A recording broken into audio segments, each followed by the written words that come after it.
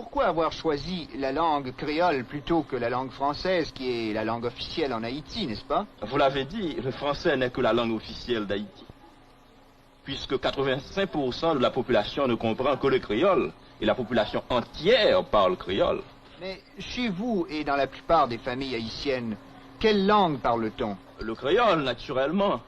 Si l'on devait interdire le créole en Haïti, c'est toute la vie nationale qui s'arrêterait. Et quelle est l'origine du créole?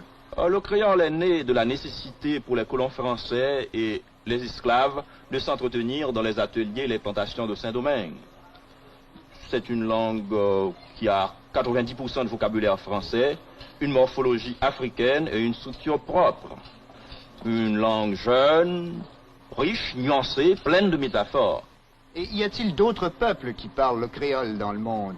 On parle le créole à la Martinique, à la Guadeloupe, en Louisiane, aux îles Maurice. Il y a 20 millions d'hommes qui parlent le créole dans le monde. Voici les endroits où vous aurez le plus de chances de survivre à la fin du monde. Direction les États-Unis et ses bunkers de luxe. Une société californienne, The Vivos Group, est même spécialisée là-dedans. Dans le Dakota du Sud, on trouve 575 bunkers faits de béton et d'acier répartis sur plus de 46 000 km². Ici, partout où vous regardez, vous apercevez des bunkers. Selon l'entreprise, chaque bunker peut accueillir jusqu'à 24 personnes, et le stock de nourriture, d'eau et de carburant fourni à l'achat permettrait aux survivalistes de tenir au moins un an. Prix d'achat, 45 000 $ avec un loyer annuel de 1091 $. Plutôt raisonnable pour survivre à une fin du monde, non? Bon, si vous avez un budget un peu plus élevé et que vous aimez le luxe, direction le Kansas. Ici, un magnat visionnaire du nom de Larry Hall a converti un silo de missiles en un bunker souterrain à plus de 60 mètres de profondeur. 7 étages sur 15 sont prévus pour la vie de luxe. On y trouve une piscine d'eau salée, un parc pour animaux de compagnie, une cascade, une salle de sport, une bibliothèque, une salle de cinéma et même un stand de tir. Selon le propriétaire, il y aurait assez de nourriture lyophilisée pour survivre 10 ans. L'endroit est construit pour accueillir 75 personnes riches, très riches. Pour un appartement de 167 mètres carrés, il faut compter 3 millions de $. Et pour un appartement d'environ 83 mètres carrés, 1,5 million de $. Et si vous êtes intéressé, eh bien dépêchez-vous, car il ne reste plus que 3 appartements disponibles.